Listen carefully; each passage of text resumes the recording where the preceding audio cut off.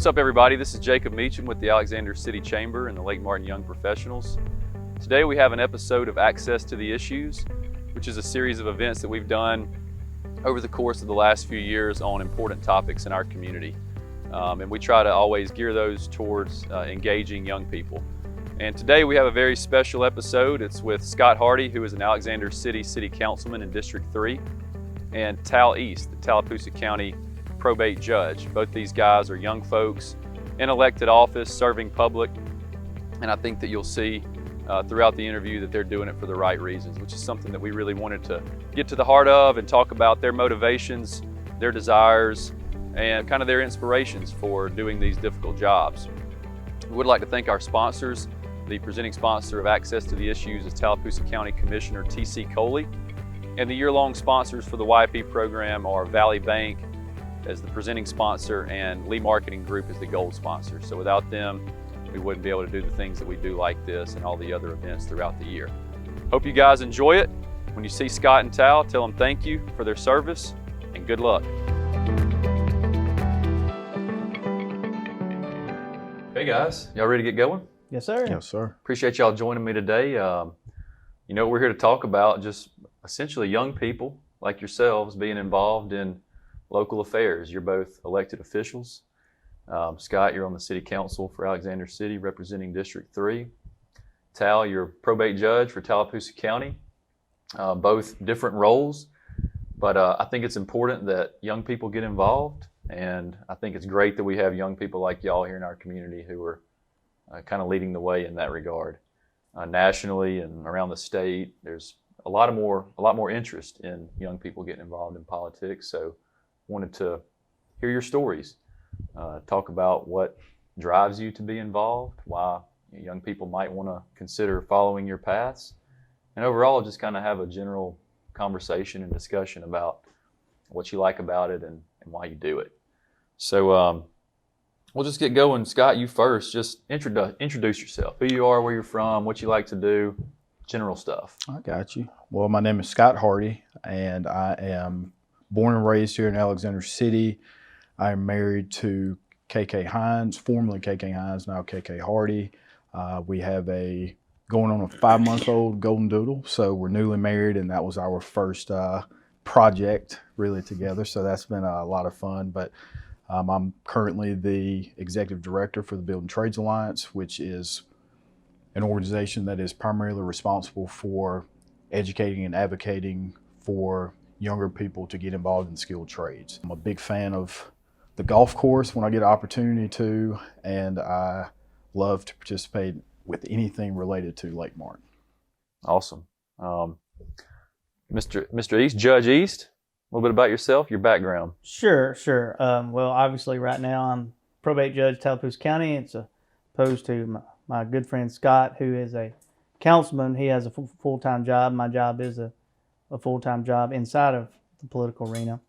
I'm from Daviston, Alabama. I would be remiss if I did not mention my mother and father, Tim and Ginger East, that anything positive about me, they help produce. I presently reside in Newside, Alabama, in my grandparents' old home I purchased from my mother. I'm graduate of Troy University, and I'm a lifelong Tallapoosa County resident, though I have worked out of state many times, and I love serving my community, and I'm happy to be here. Awesome. So some differences between what your involvement is in the political realm. Tal, you mentioned that yours is a full-time capacity as probate judge, and Scott, yours is as a city council member is technically part-time with a couple of meetings per month, but I know you take it way more seriously than just a part-time job. So I guess, you know, going into the next topic, what are the primary responsibilities of your role? And, you know, if you kind of had to paint a picture of what your day's like, tell me. As probate judge, yeah. Me? Okay. So I'll start with primary responsibilities. So, and I'll try not to leave anything out because they are myriad. I'm the chief elections officer for the county. I work alongside the circuit clerk and the sheriff.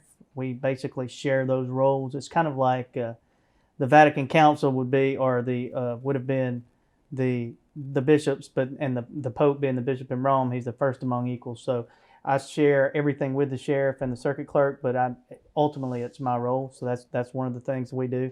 We also collect ad valorem taxes, which you commonly know as car tags.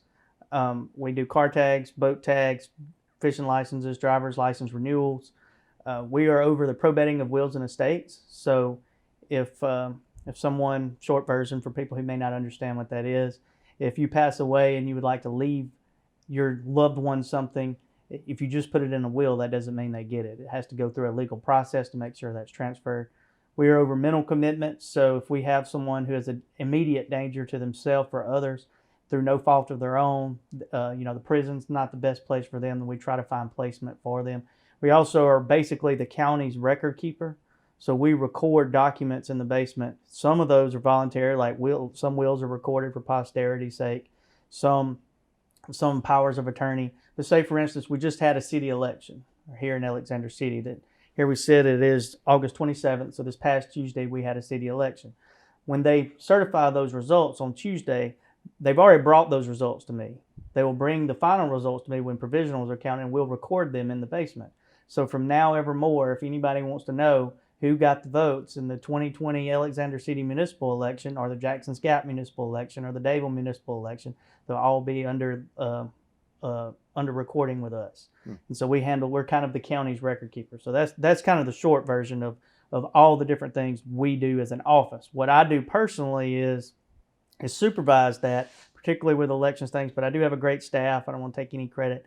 But there are some things, particularly judicial aspects, that I have to handle personally. So as we were speaking earlier, mental commitments and things of that nature, probating of wills and estates, all those require my signature. There are many other things that require my signature, but those in particular are directly fall under my auspices, and I can't really get any of my staff to do for me, so I have to do them all myself. So most of my day is handled either supervising my staff and trying to make sure things get done or things function well, into the individual responsibilities that I can't really have anybody help me with.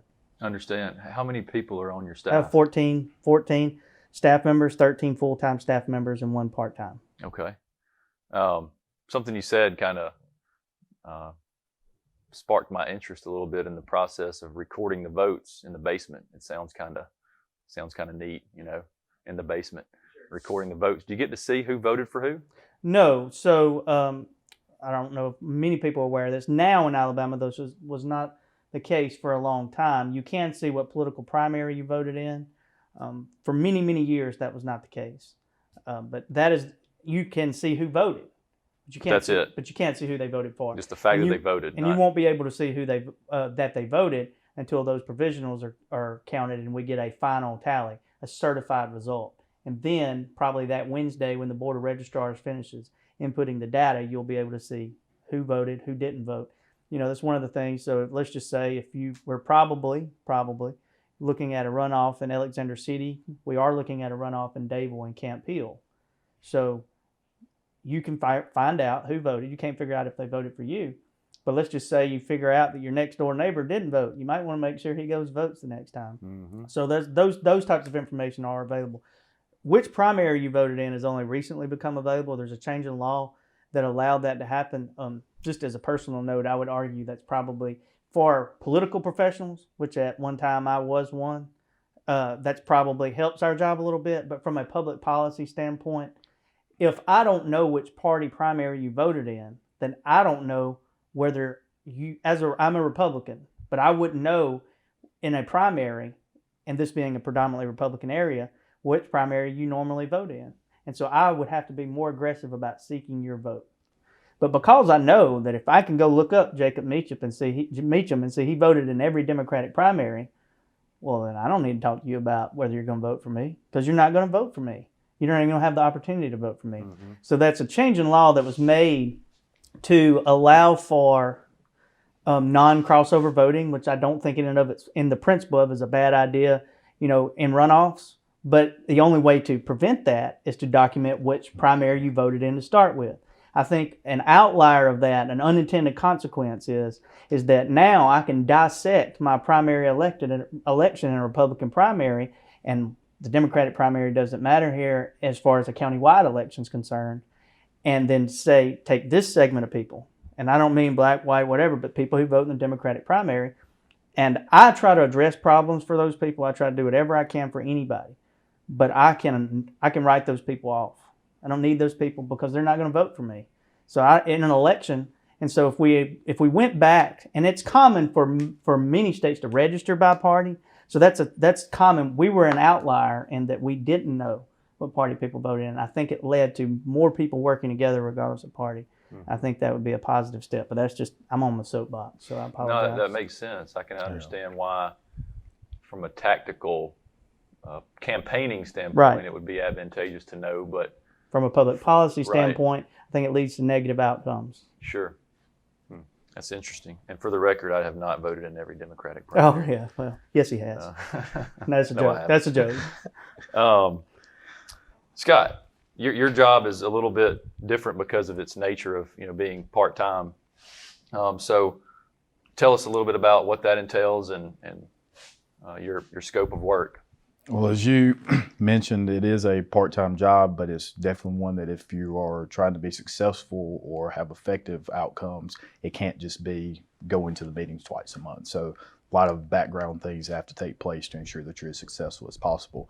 But in terms of a city council member, Alex City is representative of a mayor-council form of government. So we have a mayor and 6 council members based on the population that we have. In a larger area, we may have 10, 12 city council members or based on what the population is. Because we are more than 10,000 population-wise, the mayor does not have a vote. So strictly everything that happens is based off of results from the council. We're responsible for legislating the spending, whether that's infrastructure, any initiatives that are taking place. We're responsible for the spending of the money. We're also responsible for appointing positions to the city. So we have 6 things that we have to appoint, or 6 positions rather, and that is police chief, fire chief, finance director, city clerk, city judge, and city attorney. All of those are responsible under the council. And we also, Alex City, we appoint Board of Education members and several other different boards within the community, but that's our primary goals or responsibilities. And a day-to-day for me, it varies on what's happening. Lately, it's been the inefficiencies in our trash pickup. That's been something that's been very hot and heavy within the community. We're definitely working on that to try to come up with something to ease that up a little bit. But overall, your complaints within your district, bring those to your city councilman, and then that person will bring it to the appropriate parties to make sure that action is done. So that's your process for whether it's a trash pickup, timely manner or issue, or a pothole, which we always hear is the your phone ringing off the hook. Not saying you, but that's the stereotype of a council member. Your phone's going to be ringing off the hook for potholes. What are if you had to say, with the bulk of your issues arising from your citizens, what is it? I would say infrastructure is probably the biggest, I won't say complaint, but issue that is brought to myself and other council members, specifically roads. So everybody wants to make sure that the road is in the top condition that it can be in. And unfortunately, we're not in a position right now where we can make sure that every road at the exact time, at this exact moment, is paved and is nicely groomed as we would like it to be. But we do have a system in place that allows us to, based on the grade of the road, for us to be able to maximize the funding that we have, which comes from a half-cent sales tax, ACRIP, which allows us, we have $1.2 million a year that is allocated directly for road improvement projects. So that would be the primary one. I would imagine so. I mean, I just hear it all the time about people. I mean, and it's part of it. And so I really didn't know what to expect as I was entering the office. That, that is a joke that you'll get a lot of calls about that, your light's been out. But do you get a lot of calls? Not as much in the very beginning, but it was more so citywide at that point because there was so much new and people didn't know whose city council person represented who. But now, for the most part, I do get some out of district calls, but I try to work with other city council members to make that happen. And so you're getting ready to go into your second term. As Tal mentioned, your election was a couple of days ago from the date that we currently sit at. And you ran the first time in 2016 without any competition. And this time did a good enough job in the last 4 years that no one opposed you going forward. So it must feel good to have that kind of confidence from your district. Yeah, and I'm very appreciative of the constituents of District 3. The first election in 2016, I think the city was looking for so much change that I was in a position where I thought that I had an opportunity to win, and we may discuss this a little bit later, but my reasoning for running was Bob Howard, who is the previous city council member prior to me being elected, had chosen not to run. And I was just weighing some different things and thought that this may be an opportunity for me to get involved and get my feet wet in the political arena. And nobody ran against me then. And fast forward 4 years, and obviously now we're sitting here unopposed again and getting ready for my second term as District 3 City Councilman. Congratulations, and that's something that takes place every 4 years. Tal, you were elected in 2018. December will be 2 years.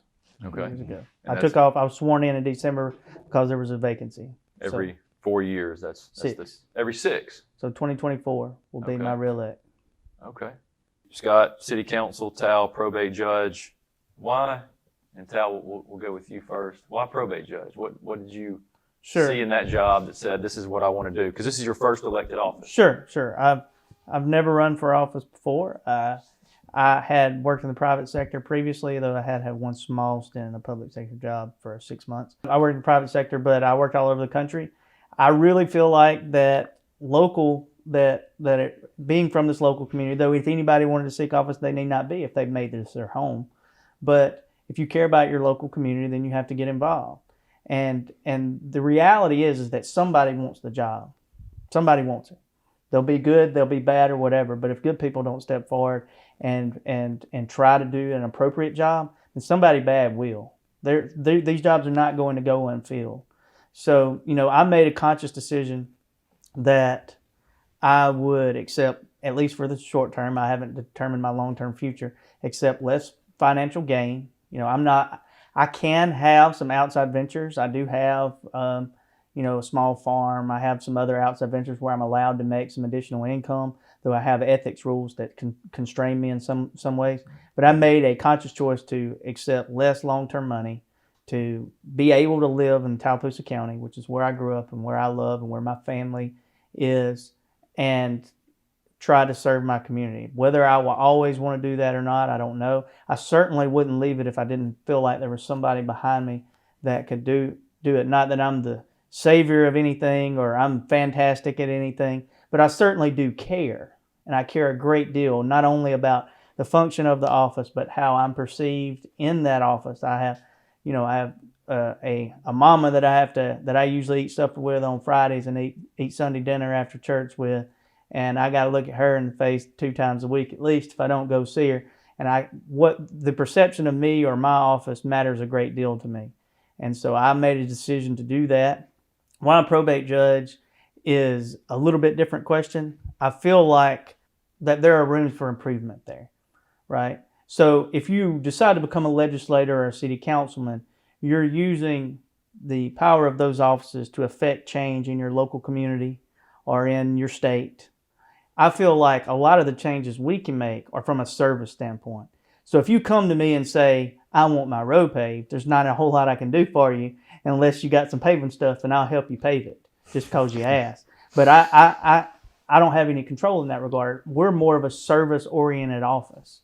And so I feel like we could provide better service to the people that we represent. Not that the people previously didn't, but I do feel like there's some technological changes, some things that could be made that we have already made that will make things more efficient. As far as, it's government, right? There are certain inefficiencies built into the system, and they're going to exist, and they're going to frustrate you, and they're going to frustrate me. But there are certain changes we can make in that office that I feel like really affect the way people perceive government on a granular level. And so we're still attempting to do that. We have new software system in our recording department. We have a new software system in our tag department. Costs a little money up front. It's going to save us money in the long run. Same thing with some other things we're doing in the recording department. We're moving towards updating certain things that cost a little money now, but save us money in the long run and make us much, much more efficient.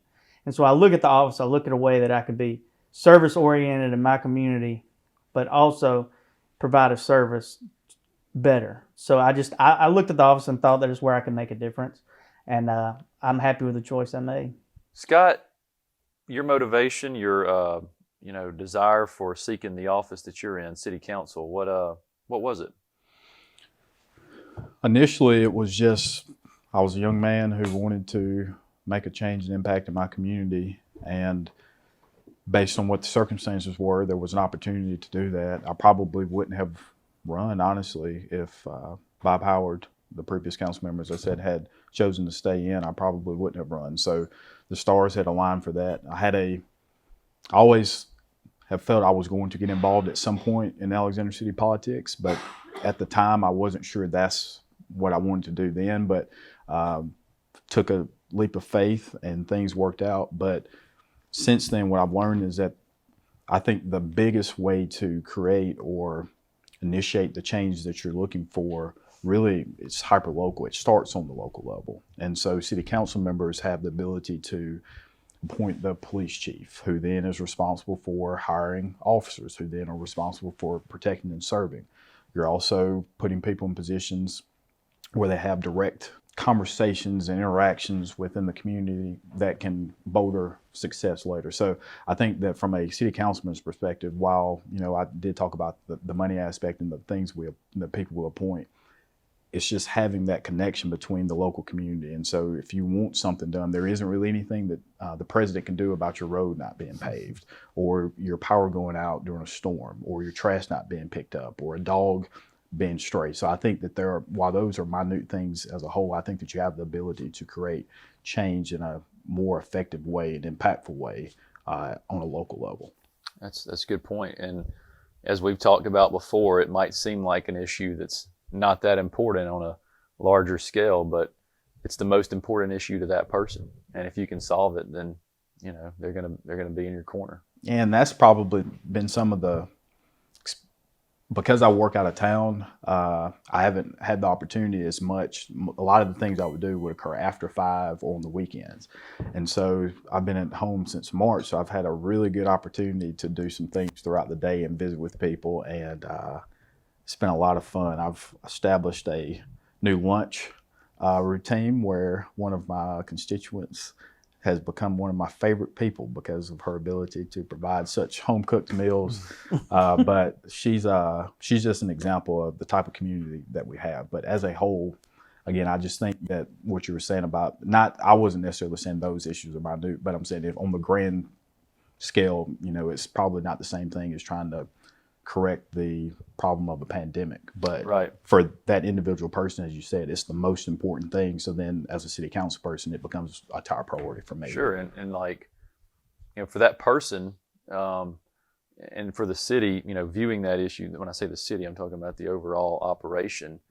It's not as important as, the top item in a $55 million budget and all the priorities that they have to do. But for that person, it's the thing that they see the city doing for them.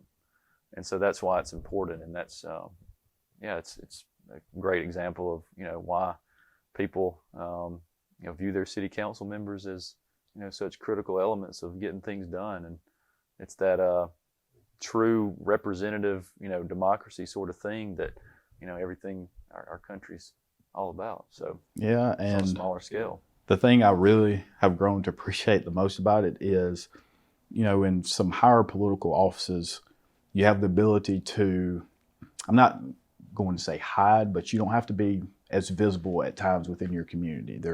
Especially if you're on the federal level, you're in and out of the state. And if you're on the state level, you have several different counties to interact with. So it's a little bit different. But as a city council member, there is no hiding. So you can't expect people to not be concerned or interact with you. If they liked something you did, they're going to let you know, and if they didn't, they're going to let you know as well. So it's nothing to see somebody in the grocery store, at the ball field, or anything like that. So I think that part, I've grown to appreciate that a little bit more, is because I understand now how important this role actually is because we're truly the only politicians that can make direct change for individual citizens on a consistent basis. They're the ones you see you're the one they see as the having the ability to influence those things, more accountability.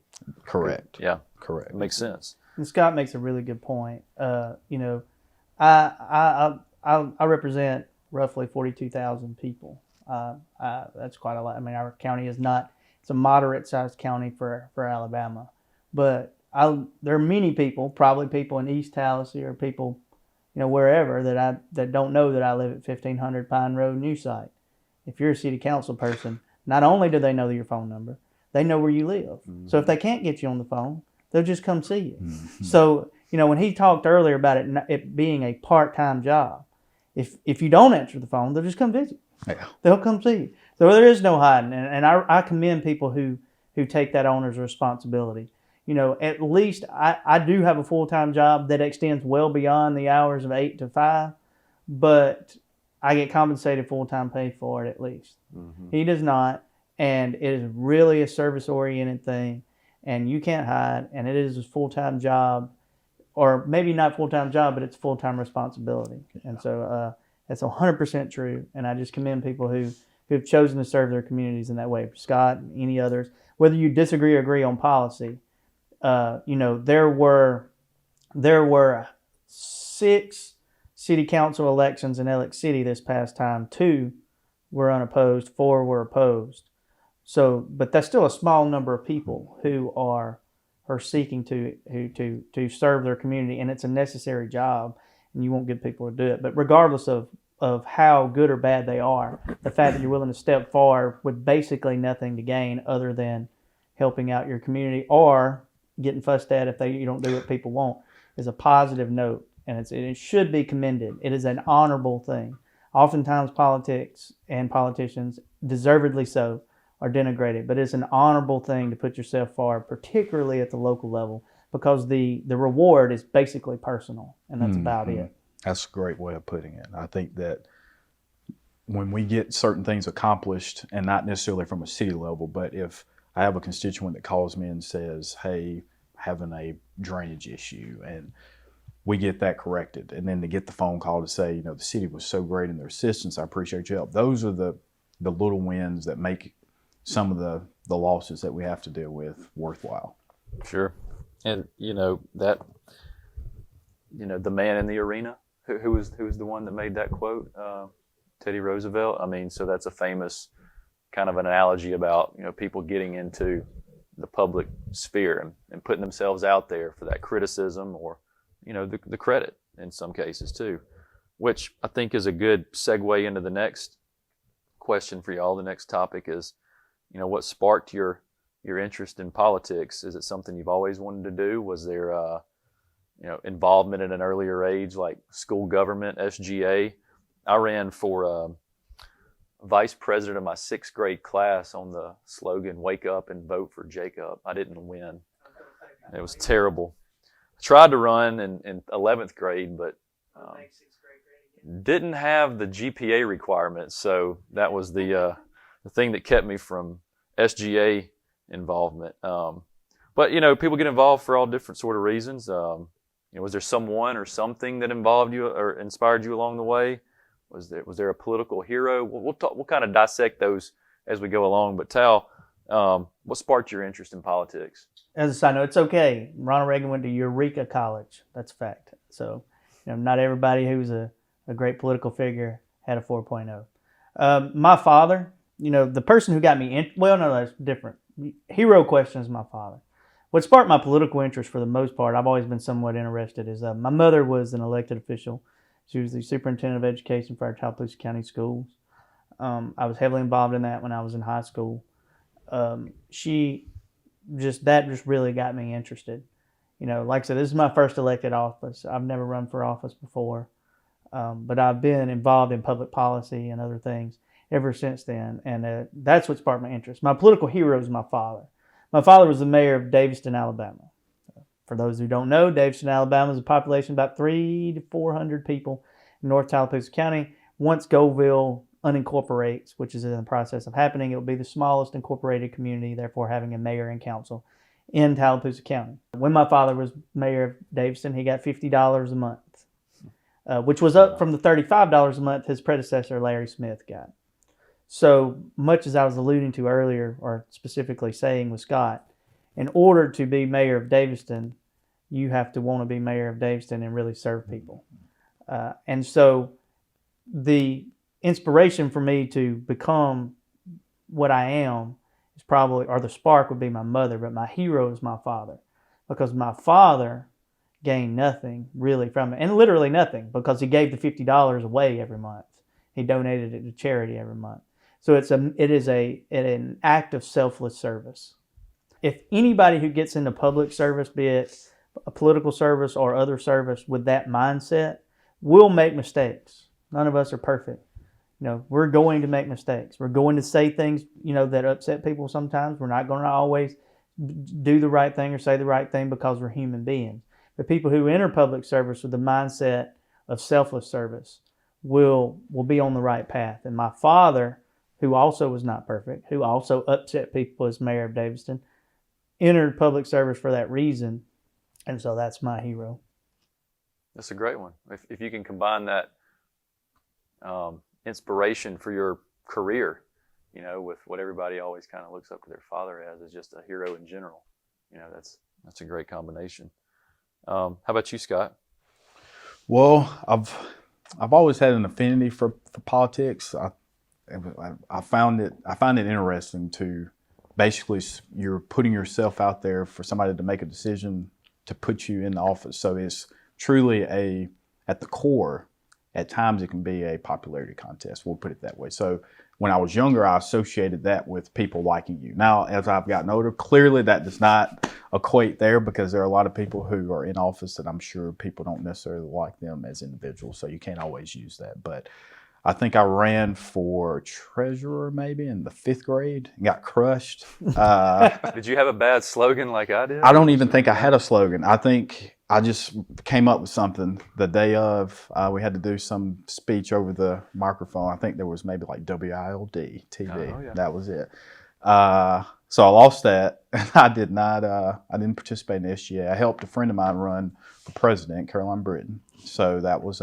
Was that your first successful campaign? That was my first successful campaign. Currently my only successful campaign, I guess. That's right. On that end. But I think from how I really thought I wanted to get into it, my first job was in the nonprofit world, which was the ASF Foundation, and they put on the sport, the games is what they're called now, but it's similar to the Olympics for the state games. And we dealt heavily with the legislature because we needed funding. And so for different initiatives we had. So I got to really get involved on that end and saw how important it was. 2 things. If you're going to be in politics, you have to be able to speak to people and you have to be able to raise money. Those 2 things are imperative. And you can work on policy going down the line, but have to be able to be approachable and somebody that's relatable in raising money. And I was responsible for the raising of funds, and I saw how effective that could be from a political standpoint.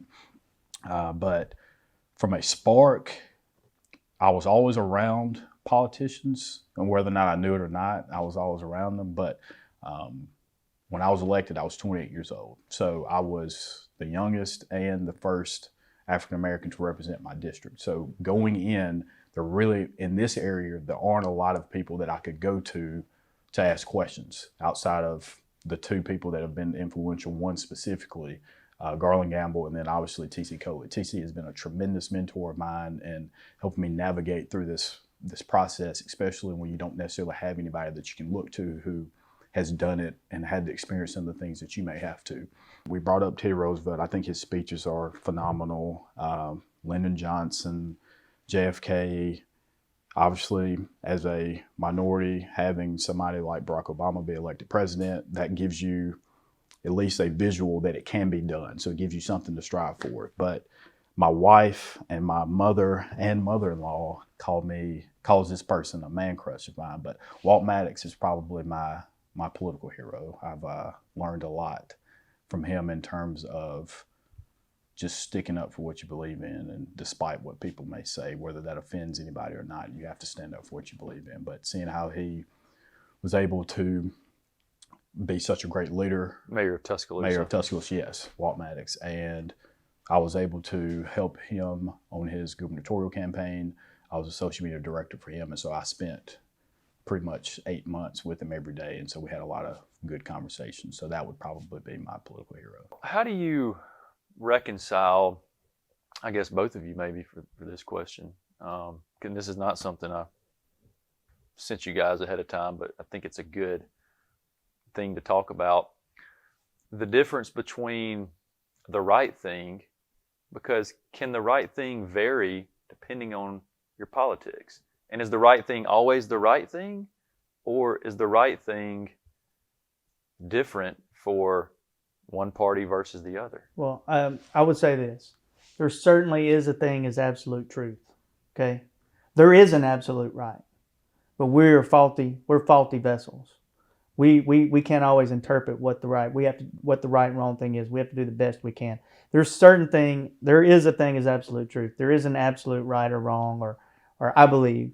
But who among us can claim a monopoly on how to determine what that is or what that is? Have a good base, I think, in terms of raising, in terms of principles that you live by. Try to do that. Try to do the right thing. But understand that you're not always going to do the right thing, or even with the right intentions, because we're human beings. We're fallible vessels. And so that is, you just do the best you can with that. Sometimes you will suffer politically for that, and that's okay. If people are open-minded about where your principles are and where you stand and how you approach your daily life, or how do you approach your job, or how do you approach things, then most people, I feel like, will respect your decision-making process. Now, there's also the politics of that. So while I may think a person is a fantastic state representative or state senator, but if I have different politics than them, I still may want another person in there because they more represent my interests. But from a politician standpoint, I just feel like you just have to use your own morality, your own intuition to determine what you believe to be the right thing. And then when you make mistakes, apologize and try to go on. I think from a local level, what makes it so great, at least for me, is that there is no party identification when it comes to city politics. So the politics of left and right don't necessarily get involved. Now it could sway your thinking process could be tainted, or the situation could vary based off of that. But as a whole, very few decisions are based on what your political affiliation is. So I do appreciate that aspect of the city council level. But as Tal said, I think there are instances where the right thing is blatant and you can't disagree with it, and you have to make that decision based on whatever information you have, but regardless, it's still the right decision. But there are times where what the right decision is for me, or what I think is right, may not correlate to the person sitting beside me. So that's when it becomes making the decision based on what the information you have in front of you. But there are instances where, as Tal said, there's the absolute truth. Sure. And I think those are kind of like, moral and ethical sort of things that if you have principles and, kind of the guiding ways that you go about making decisions and being informed on certain things kind of are universal. And then so many things vary from, policy to policy, whether it's a decision you're making about an ordinance that might impact one type of business over the next, or something else that maybe there aren't as, definite absolutes like what you talked about. So it can get a little murky. So, hey, that's why we elect people like y'all, the talented and smart individuals that you are, to decipher. I'm from a tiny little school, Horseshoe Bend, named after a river. I don't know about that. Well, maybe we've already talked about this, but maybe if there's something different in this question that we haven't touched on,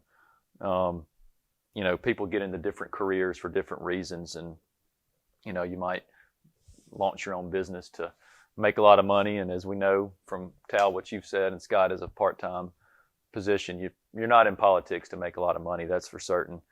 You could become a doctor or a nurse because you like to help people. So there's different motivations for different careers and different paths. And you talked about your willingness to serve and wanting to help your community, but is there some, theme, some underlying motivation that drives you in this career, whether it's as a probate judge or just in politics in general? Interesting question. I don't know. Outside of the service-oriented aspects of it, I mean, I guess, I guess probably it is maybe somewhat taboo to say, but I mean, I do appreciate, the responsibility that comes along with that. I appreciate that, and the fact that your community is placing a measure of responsibility in you to represent them in some capacity, be it as managing an office or on the city council.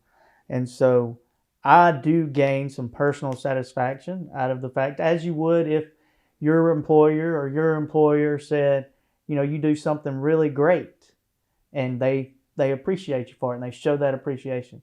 Well, the people of Tallapoosa County have given me the opportunity to do that for them. And then if I choose to seek re-election, I will seek affirmation out of that I've done a good job. And so I do get personal gratification when I'm able to help somebody on a very specific issue.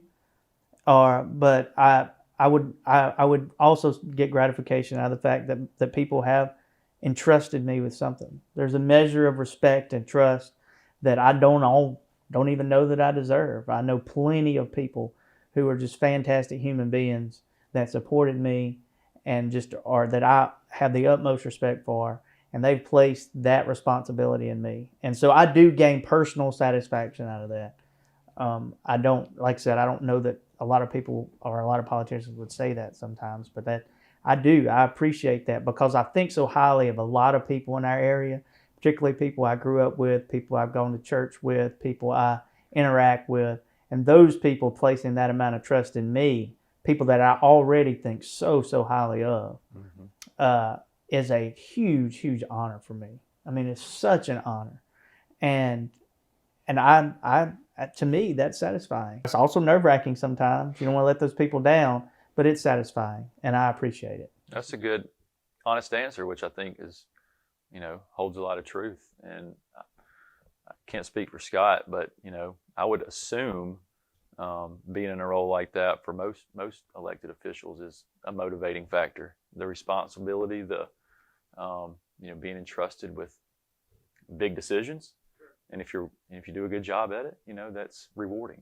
And who doesn't like that sort of positive reinforcement to be reelected and said, which reinforces the fact that you've done a good job. So that's I don't know. I don't think it's taboo at all. I think it's a good, truthful, honest answer. Scott? Yeah, I'm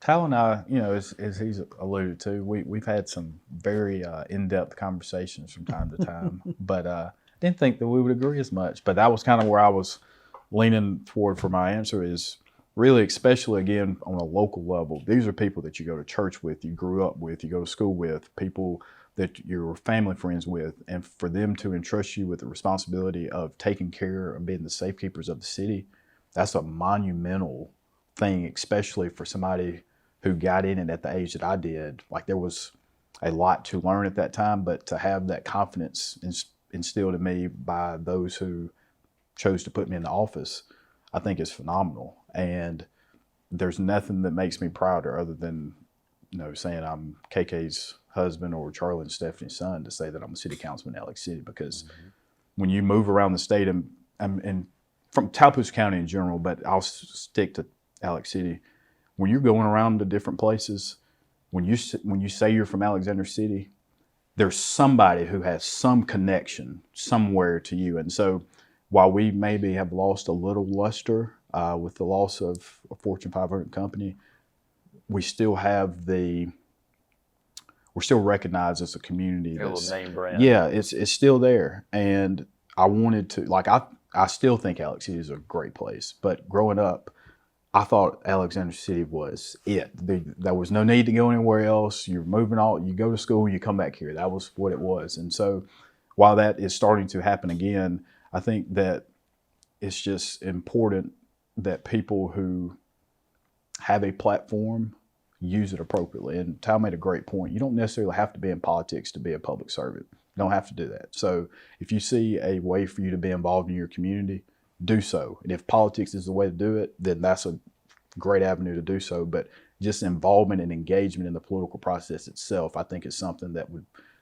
be highly beneficial for the community as a whole. Mm-hmm. We need good people in politics, period. I agree with you. You know, maybe you guys are looking toward your future in politics, and Scott, you're freshly elected into a new 4-year term. Tal, you got another couple of years until you're up for re-election, but do you have any ambitions beyond what you're doing now? Talk about your career goals in politics, if you have any. Sure. I don't have any long-term career goals in politics beyond doing a really good job at what I'm doing. Now, anybody who's got into political office would absolutely be lying if they didn't say, if you're a city councilman in Davidson, smallest municipality, if you lied, you would be lying if you said, I didn't lie in bed, I was in office 4 years, hypothetical person, and at least once didn't think about running for something else, right? I mean, that's just not true. So I've had conversations with people in Montgomery. It's possible that I could seek higher political office, but at this moment, I've determined that I would probably either stay in the role I'm in now or go back to the private sector. I don't think higher political office is probably in my future right now. I have considered it. Like I said, I've had conversations about it, and I've got many friends that have chosen that path, right? But I just feel like this is where I'm best served now. As I've gotten older, there are things that matter to me quite a bit more than mattered to me 10 or 15 years ago. When I was 25 or 26, I've said, heck yes, I'm running for governor one day. It's going to happen, right? At 36, I feel much more comfortable helping people that I know their face and names and know who they are, serving people I know their face and names and know who they are, and then being able to still go eat some catfish at Mama's or go to Collage or go somewhere, still see those same people and just enjoy myself, see my mother, not have to deal with there's just taking on something at a higher level. I'm just comfortable with that role right now. Do I think about it? Sure. Will I ever do it? Maybe. But things in my perspective would have to change a little bit. I would have to see an opportunity where I could offer something unique that I didn't think other people were offering, or it's just that there would have to be an opportunity that presented itself that way, where I felt like it was just opening it up itself, and that I had an opportunity where I could make a specific change or influence that I thought was great. That hasn't presented itself. So just for ambition's sake, I don't have any interest. I like that. I like that line of thinking, knowing that sometimes it's about timing. It has to be the right time with, the right circumstances being presented where someone's leaving office and maybe there's an opening for you. But, people, sometimes it seems like they run for something just to run. So it's refreshing to hear an answer that is more to do with, working your way, kind of graduating your way into a different role based on how you think you can be beneficial, not just seeking something that's higher just because it's the next highest office. It's always should be about being able to make a better impact and doing a better job if you're trying to unseat someone than the person who's there. So I like to hear that. Well, thank you.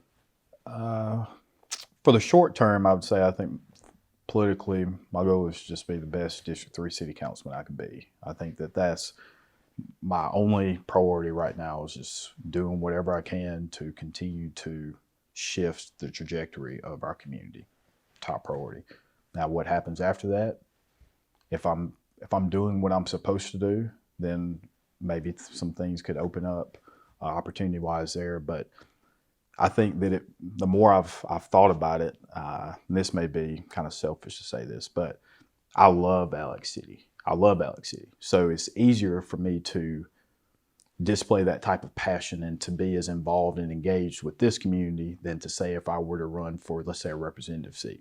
I don't have the same relationship that maybe in chambers. And you see what I'm saying? Sure. So it'd be a little more difficult. I think I would be doing it just to do it at that point, and not because I truly cared about the change that could be or the benefits of the communities that I would represent. Mm-hmm. But I've had the opportunity to be involved on the behind the scenes aspect of the political process, and if there was ever an opportunity for me to have a more substantial role, whether the private sector or with a politician themselves, I would like the opportunity to possibly dive into that. But right now, I just want to be the best councilman I can be.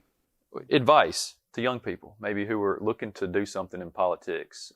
You've mentioned that you don't have to be in politics to serve your community. There's a lot of different ways. But for those who are, you guys have both worked on campaigns. Tal, you did it professionally for a number of years. Scott, you mentioned that you worked with Walt Maddox on his campaign for governor 2 years ago, a year and a half ago. So is that something that, you recommend doing if you want to pursue, or you can just jump right in? I think it's a very admirable thing to be in elected office. One, it shows that you were strong enough in your points to persuade somebody to vote for you. I think that voting is one of the biggest validators of success or non-success. I think that there is. But if somebody that was younger, they were looking for an opportunity to get in, I would say first find some candidates or elected officials currently that you maybe align with ideology-wise, and try to pick their brain, figure out why they got into it. Kind of the same thing we're doing here, having that conversation. But I think the best way to really get a feel for it is to work on a campaign. There is no better way, I think, to see what it takes truly, especially on a statewide level, what it takes to win office. So regardless if you support somebody or not, if somebody wins in a statewide office, they have deserved it. They have done what it takes to win. And I think that a younger version of me, I would have told myself to get involved even earlier. I wasn't big on campus with SGA stuff or anything like that, but I always had an affinity for it. And I thought that if I wanted to get in it, I'd find a way to do so. But kids today will probably be the largest force politically on both sides that we've seen in a very long time. And it always is cyclical like that. But I think that this next generation of immediacy is what they're accustomed to anyway. So their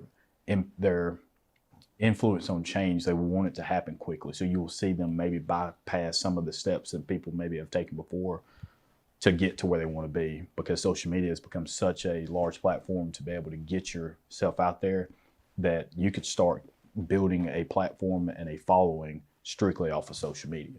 You don't have to take those traditional steps of getting experience and getting your name into the network or the machine and then ascending that way. That's a good point. And I think we can talk about that later, but social media has obviously changed it, not only from the way that you're communicating with people, everybody's got a voice, everybody has a platform, but also the interaction between, a representative, a candidate, someone in office, and the people. Tal, you've worked extensively in campaigns and good things, bad things. Is that something you recommend? It's a unique line of work. I will say this. I enjoyed going to work very much every day when I was doing that kind of thing, or most every day. I don't think it's necessary if you want to become a politician to get into that line of work. There are a lot of things that overlap, but they're really two different things. I mean, one is a job for a job's sake. You work for a candidate, but you're really working for yourself, right? I mean, it's a job. If you want to get into politics, then I would say get involved at a local level. And I don't necessarily mean get involved supporting candidates. I mean, join Kiwanis, join the Rotary, join a community group, pick up trash, do something, join a volunteer fire department, join a volunteer ambulance service. Just get involved and meet people. Be a servant outside of that. And if that's something that you're interested in, those roads will open up to you. From a professional political standpoint, it's a tough business, but there are really a very few people who do it. It's really marketing, advertising, things like that. Mostly grassroots is what I did a lot of. if you're interested in getting involved in that, someone out there is interested in getting involved in that, give me a call. I'll probably find you a job. You might have to pack your stuff and drive to North Carolina. But if you're interested in getting involved, that's what I did. I packed my stuff, went all over 4 states, wherever I could find work, until I made it. And I had all these contacts, and I had, people that I had done a good job for that led to job after job after job. And that led to more and more jobs with some multiple candidates. But it all started with just packing my car and saying, I'm betting on myself. Betting on myself. And if it doesn't work out, my mom and daddy still love me, and I'll come work at the post office. My dad worked at the post office until he died. And, nobody, I don't appreciate him any less because he didn't do any major things with his life, but he did do a lot of things for his community. And so, but I want to take that chance. Somebody's interested, let me know. I tell anybody who's interested in politics, you're not gonna start out being wealthy. If you've already married and got 3 kids, you might be getting into it a little bit late because you're gonna start out making not a lot and not having any benefits. But if you do a good job for people, then those doors open because there's so few people who are invested in that long term, right? There are people who volunteer. There are people who choose to do it. But most of them get out of it. They end up going to law school, or they end up doing whatever, or they start a business, and they just, they don't, that's just something they did in college, or they did a few years. That's most people. So if you are interested in getting involved and you're willing to invest the time and go where the action is, right? Go where there are competitive races, where people are investing in those races. Let me know. I'll be glad. What did you do for the candidates that you worked for? What were your specific functions? So it just depends on which job I had and how far back you want to go. But you don't have to go through all of them. But sure, the most recent thing I did is I had a contract with the Republican Attorneys General Association. I did grassroots things on behalf of Republican Attorney General candidates. I had a contract with a super PAC that supported a gubernatorial candidate. I take it back. I forgot. I did work for the AG. So I was a political director for the Attorney General, Steve Marshall. That was the most recent. But prior to that, I'd worked with the Republican Attorneys General Association before, so that opened that door for me. So I had a contract with a gubernatorial candidate, a couple more contracts just doing political work for them. I had to design mail, try to motivate voters, try to educate voters. Mostly IE or nonprofit stuff, some faith-based stuff. So it wasn't just political work. I mean, those doors open in other areas too because of just people you meet. As is in anything, business you get into. When you work with somebody and you do a good job for them, or they do a good job for you, there's a relationship there, and it just opens doors. It continues to open doors. It always amazed me how many it opened. How many, whether I was successful or not, working in those type of environments. I like to tell people, people talk about, it's just a zero-sum game, and so there's somebody that has to lose. But if you do a good job for people and people see it, those doors will open other places. And I felt like they opened for me. I recommend it to anybody who's interested in that type of thing, but just don't conflate the two. It's really, though it's the same broad structure, it's really 2 different businesses, being a political candidate and being someone who works on campaigns. I guess kind of the last little topic here, and I think it's a pretty important one, a pretty relevant one. People, what we're talking about now is, young people especially, looking at, maybe getting into this line of work, being a politician, serving the public. And with our current, state of affairs, with everything being so, back and forth, bitterly contested, divisive, the cable news anchors and guests shouting at one another, and the nastiness that you see online and how everything is handled. Why would someone want to get involved right now, especially a young person with, maybe a lot of other options? They might look at it and say, why that? So why that? Why would someone choose it? Or why should they? The common theme I think you've seen between Tal and I, and why we chose to do what we're doing, is because we had a passion for our communities and being able to serve. So I think that for somebody that maybe sees some things and says, why would I want to do that? You getting in is a way to maybe shift the things you don't like. So I think that's if you see an issue, and I've been saying this a lot lately, I've been going through some old sayings that my grandfather always had, and one of my favorites is, if you want something done, ask somebody. If you want it done right, do it yourself. So if you see that there's an issue, you initiate the change that you want to see. Now, I know that on a core level or on the surface, there's more to it than that, but I think just identifying an area where you can impact somebody or impact the betterment of a situation, I think you have to do it. And if you don't, then who is? You're gonna continue to see people that don't align with what you think or how you feel things should be done.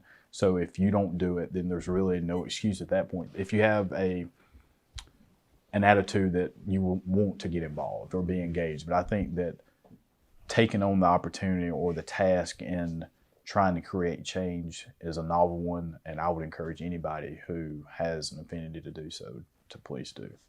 What do you say, Tal? Well, I think I kind of answered part of that earlier. I do feel like it's important for good people to do something. It's important for good people to be involved. I think that we are in a very polarizing time, but I don't see it as being any more particularly nasty than it has been in other polarizing times, right? It just depends on the time we're in. Most newspapers were partisan one time. They screamed at each other all the time. They talked about other candidates badly. I will say that the dynamic that has changed does worry me a little bit is social media is a dynamic that we didn't have as much of. Here's the difference. Social media is portrayed as the 2020 public square. The difference is, in a public square, you got to look me in the eyes when you say something about me or my family or about someone else that's trying to serve their community. There's like social norms that are just correct enforced. For example, if you call somebody as a telemarketer, they might be ugly to you. If someone knocks on your door, they may be selling the same vacuum cleaner. They're much, much less likely to be ugly to you. They may tell you they don't want it. They're much less likely to cut you out. Social media has created a dynamic where you can say things about people without having to look them in the eyes. And that social norm is taken away. And I do believe that is a completely new dynamic. That is not something we've seen in the past, and that we are still grappling with how to do that. And that can be hurtful to people. And so I don't know what to tell people other than this has never been an easy game to get into. It's been a hard game for a long time. That's a different dynamic. You have to accept some of that as part of it. If you say go do something, I could go do something else. You can. But the system of government we have created has allowed you the opportunity to go do something else. And it's incumbent upon somebody, hopefully good people, to make sure that system is still in place. And it may not be so easy for you to go do something else if everything in your community is gone to pot. And so those sacrifices have to be made by good people, or they'll be made by somebody who's not good. And so I would just suggest that you get involved in your community, because our communities have allowed us the opportunity to prosper in other avenues, be it family life, church life, social life, or have a private business.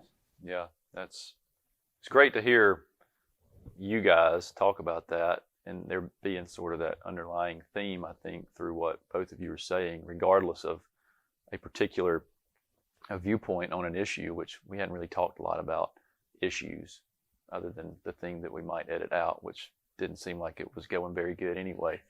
That's my fault, no, it's not.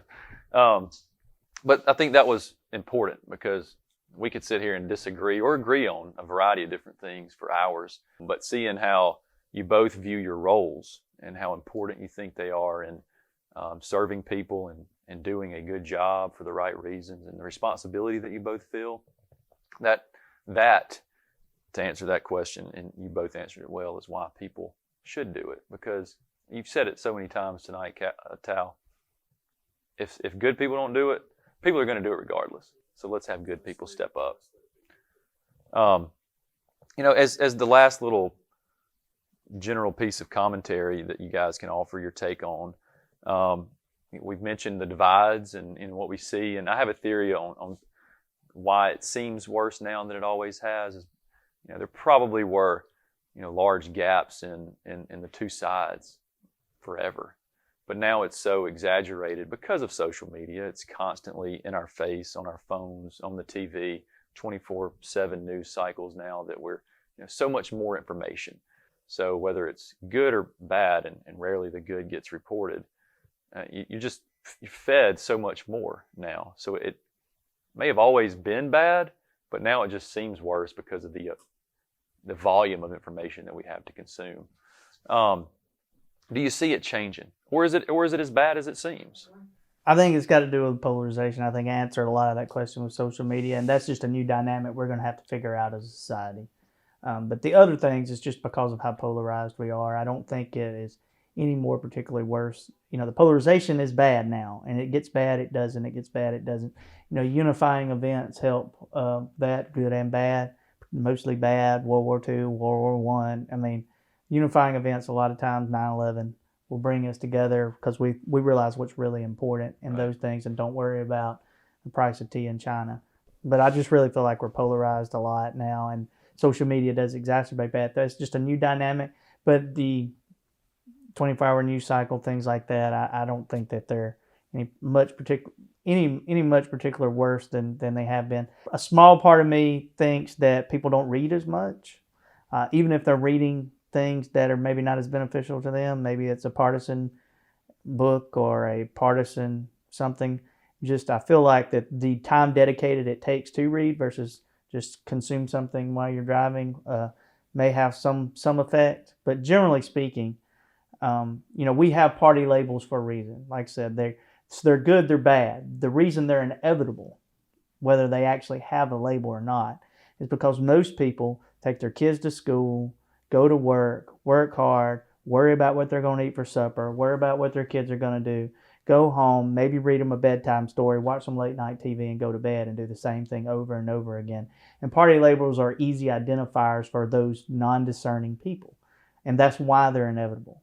And so I feel like that, while we have to deal with new dynamics and new challenges, for the most part, I don't feel like things are so much worse. I do feel like the underlying message of getting involved hasn't changed and hasn't changed in American history. There's always been slings and arrows in different forms. Either you want to be involved or you don't. I don't think that it's any more or less divisive or polarizing than it has been. But to piggyback off the social media comment, I think that's really because the 24-hour news cycle has been going on pretty much since the Bush administration. We'll just say, it's been there forever, but really where that was the norm, where you could turn on CNN or turn on Fox News, MSNBC, ABC, whatever it may be, and you would find out what was going on a consistent basis. So whenever you wanted to find it, you could. But the Twitter, Facebook dynamic has made it instantaneous. There's no way to tell the story now without it being somewhat partisan now. It's pretty much that's what it's going to be. And so because that's what the consumer is expecting.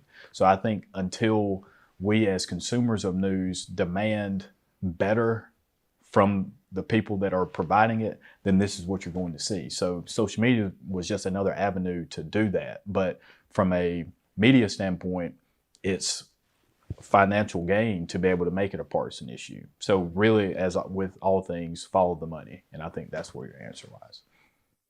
Yeah, it seems like because of the news production, the cycle, whatever you want to call it, the volume, the social media playing into that whole thing, we have more information, but we're not more informed. Does that make sense? Like, we have so much more information than we've ever had, but it's not doing as good a job as it previously did of just telling us what we really needed to know in what the news actually is. So there's way more filters. There's way more, ways for it to be misconstrued or told differently, and that's on both sides, and I think that's pretty dangerous. But me personally, I just want people to find what's accurate, and there are ways to do that. And that's not a commentary on any issue or on any party. I think it's just, people should take a little bit more responsibility to figure out whether or not something is true. It's just crazy to me that you could pick up that magazine right there and 4 different news stations could report it 4 different ways and have 4 different audiences thinking 4 different things happen. And that goes back to what you're saying, just there's more information, but I don't know if we're as informed. And I know different outlets have different ways that they need to communicate because they have advertisers and they're expecting certain things out of them. But as a whole, if the sky's blue, the sky's blue, man. That's right. That's just what it is. Or red. Or red. Or that's red. right, Or yeah. red. You Or used red. blue for a reason. Or I red. see what you did there. Or red. Guys, I thought it was great. I thought it was a good conversation. Really gave us a lot of insight into your backgrounds, your motivations, your reasons, why you do what you do. I think is important for people to hear.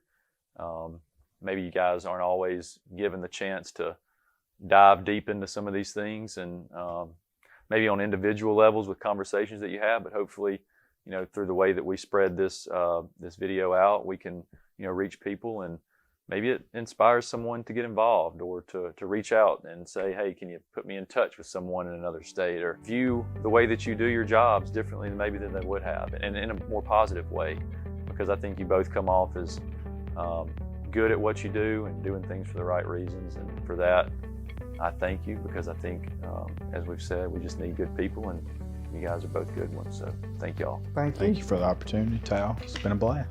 Always, Scott.